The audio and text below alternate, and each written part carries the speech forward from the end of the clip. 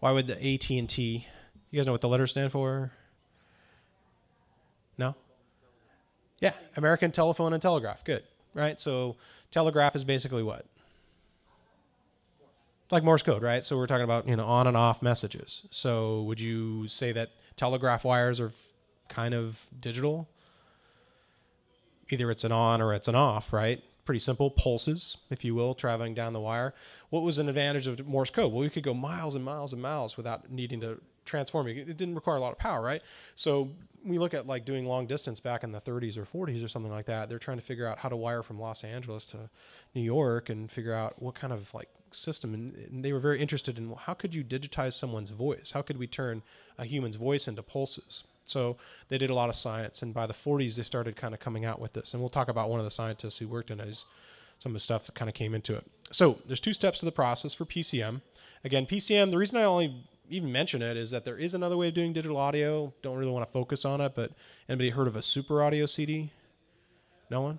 Chris has. You've heard of it? Okay. Do you guys sell the high-end Korg recorders? You do? Okay. That uses a totally different technology.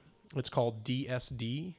It's the same technology this super audio CD thing that uses. And basically what they've done is taken the rules I'm going to teach you today and sort of thrown them out in their head. And they said, oh, hey, no, let's do a totally different thing. And it sounds amazing. The problem is that we need new converters and new systems and all this for it to take off. So we'll see what happens with it. So we're going to just focus on PCM. I'm not going to say there isn't anything else, but this is the one that's been around since the 40s, like I said. And pretty much everything you guys have worked with probably will be PCM. So two steps. The first is that the waveform's coming in. I was talking about the analog waveform earlier, and then we're going to find these points that are coming in. We call it sampling. That point that we find, then we're going to quantify it, we're going to give it a number, and then we're going to store it away as bits. All right, so the bits are going to represent basically amplitude levels, basically levels of volume as we're going along. And then we basically repeat that for every single sample that's coming in. So, speeding through, no questions so far? You guys okay? Okay. So, what's it look like? Looks pretty bizarre. So you got this analog waveform coming in, and at a frequent interval, it's going to basically say, where was the wave? It was here, it was here, it was here, it was here, it was here. And so in this case, we're taking, like, let's see, 1, 2, 3, 4, 5, 6, 7, 8, 9, 10, 11, 12. Looks like about 15 samples. And then we find these points, and then what happens is, since we don't have any information between the 2 points, it just simply rounds it off and holds the amplitude level till the next wave comes in. Do you think that there might be some information lost in sampling? Okay, so have you ever heard people like, snarl and say, oh, digital audio is bad and it's ruining the world and so forth? I used to get this all the time. It's like, okay.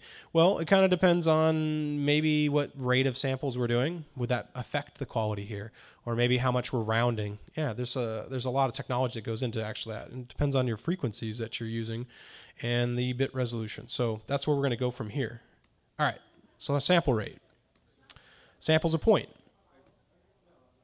Sample rate is basically how many of these little samples we're taking each second. You can think of it like a survey. Okay, where was the wave? All right, right now it was here. It was at this top point of the wave. The rate of samples is measured in hertz, and basically samples per second. Typically today we're into kilohertz, thousands of these samples every single second. So we're trying to capture waves with these little points.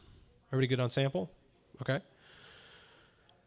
The sample rate inside of most of our electronics, like this M audio device or CD player, or computer, so forth, sound there is controlled by a crystal, timing crystal, that generates this pulse that basically says this many times per second. So a crystal is basically controlling that. It sets this frequency for it. You guys heard of a timing crystal before? Never before? How about a crystal-controlled clock? How about crystal-controlled radio frequencies? How about maybe you've taken your finger around a glass, crystal glass, and you've heard it sing out at a certain frequency. Basically, the piezoelectronics that are inside this thing, they basically hit it with electricity and it pulses at a very specific singing sort of frequency. This is another thing that kind of goes back to quality level in converters. Can you buy a higher or lower end crystal? Sure. And that would basically vary the quality of the sample rate. All right. So this is where it gets kind of fun. So an analog wave, let's say we have a really, really low waveform, right? 1 cycle per second. All right, so this thing's moving up and down. You guys familiar with analog audio? How that audio is kind of pushing creating, compressing air and pulling it back, and that creates little voltage signals on there. So a cycle basically is one complete movement of the waveform, all 360 degrees. This is a really simple sine wave here. And so within 1 second, I'm saying it's going to be 1. I know it's kind of the earth-shattering wave, but it's really easy to draw. All right, so just kind of work with it. We usually work with something much higher. So, all right, so we have this analog wave. So there's this guy. He worked for AT&T. His name was Nyquist, and he had a theory. You guys heard of a theorem before? Got a couple guys that are a little bit younger. Maybe they just got out of school. You might have heard it in math class. Pythagorean theorem had something to do with triangles. What's the difference between a theory and a theorem? Anyone want to make a guess? A theory, you have what? Anyone, come on. This is interactive. And it's an assumption, it's an idea. Okay, but we've yet to prove it in some ways, right? It's like, I have a theory about how this is going to go tonight. If you guys don't talk to me, it's going to go by really fast. You haven't proved it yet, but all right.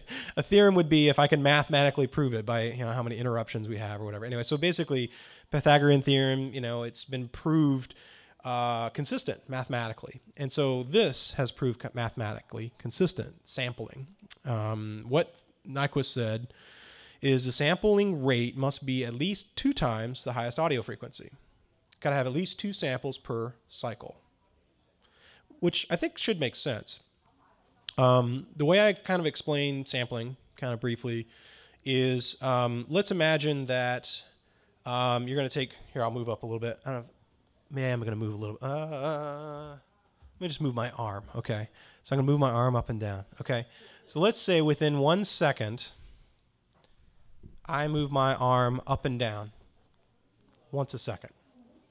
And let's say you take pictures once a second, all right? So the rate that you're taking, kind of like a movie camera, right? So here we go. Snap, snap, snap, snap, snap, snap. What's the movie going to look like?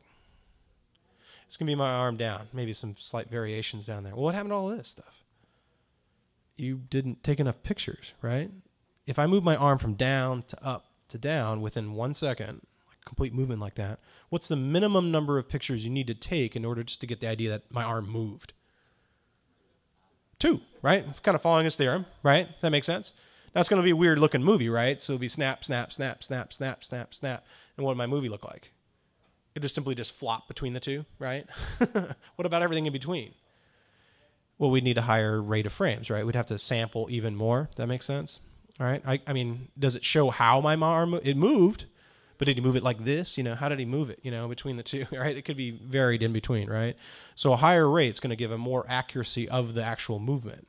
But we did get the frequency of movement. We got the up and the down, right? Once per second. So just a real quick kind of explanation of that idea. Doing okay? Yeah? Okay. So kind of continuing on that, your highest frequency has to be at least equal to or less than twice the sampling rate then, right? Or you could say it backwards.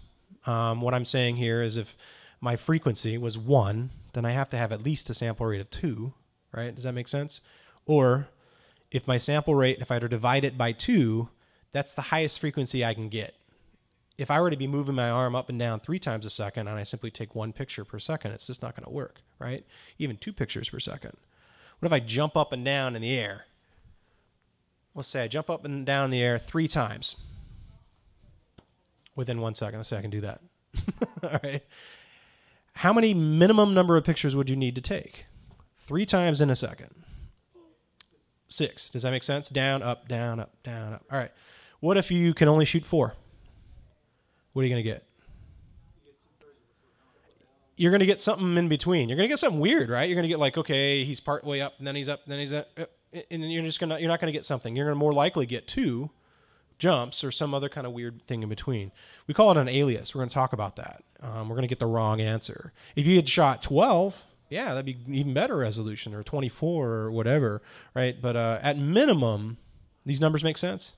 So we got to have twice as many samples than we do cycles, basically the waveform moving. Let me prove it some more. We'll kind of give you some more graphical representation there.